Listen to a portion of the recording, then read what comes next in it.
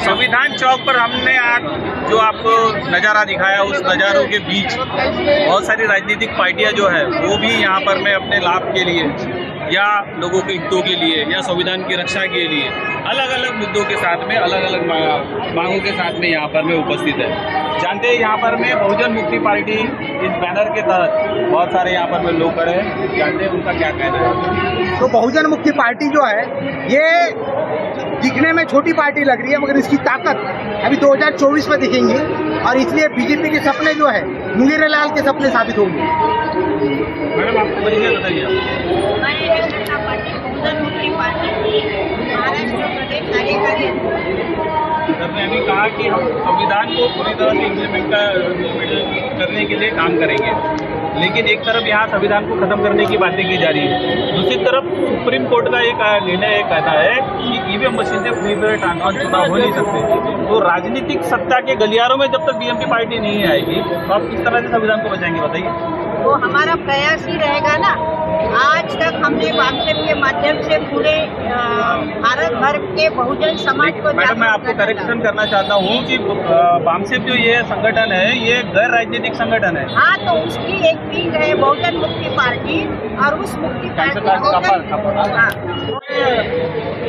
बहुत बड़ी संख्या में आज लोग उपस्थित हैं।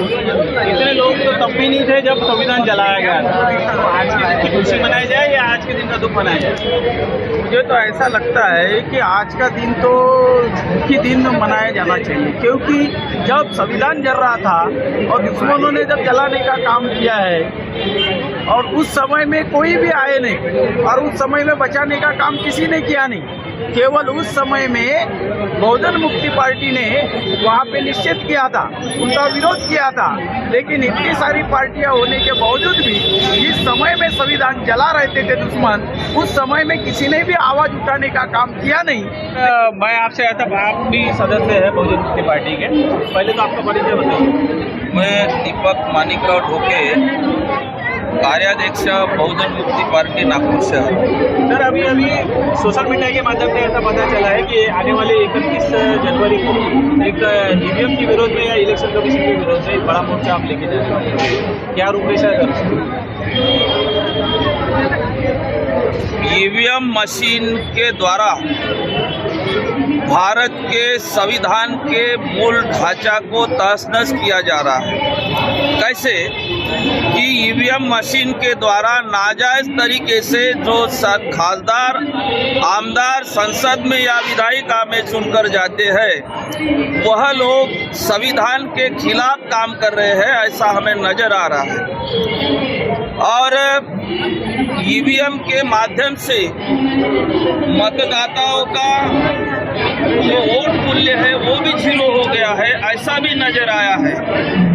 और इसीलिए ईवीएम मशीन को नदारद करना, चुनाव प्रक्रिया से नदारद करना ये आवश्यक हो गया है। और इसीलिए 31 जनवरी को बहुजन मुक्ति पार्टी के बैनर तले ईवीएम मशीन के खिलाफ चुनाव आयोग पर ये भारी विशाल मोर्चा हम लेके जा रहे हैं। ईवीएम मशीन जो है वो चुनाव आयोग तो बार बार कह रहा है कि उसमें गड़बड़ी नहीं हो सकती। आप अगर मोर्चा लेकर भी गए फिर भी उन्होंने नहीं माना। 2024 के जो चुनाव है वो अगर ईवीएम मशीन से हो गए फिर आप क्या करेंगे? वाराणसी में नरेंद्र मोदी जब चुनाव लड़े तो लाखों वोट जो वोट डलवाए गए उससे लाखों वोट ज्यादा निकले काउंटिंग में, तो ये गड़बड़ी नहीं तो क्या है। और इसीलिए ये कई दफा हो गया है। 2004 में कांग्रेस ने 2009 तक चुनाव प्रक्रिया में ईवीएम मशीन में गड़बड़ी की, और 2014 से 14 और बाद में 19 में बीजेपी ने गड़बड़ी की, और वो ईवीएम मशीन के द्वारा नाजायज तरीके से चुनकर आए और उन्होंने गड़बड़ी करके सरकार बनाई और संविधान के खिलाफ जाकर वो लोग काम कर रहे हैं। इसीलिए वो 31 जनवरी का मोर्चा हम चुनाव आयोग के खिलाफ लेके जा रहे हैं।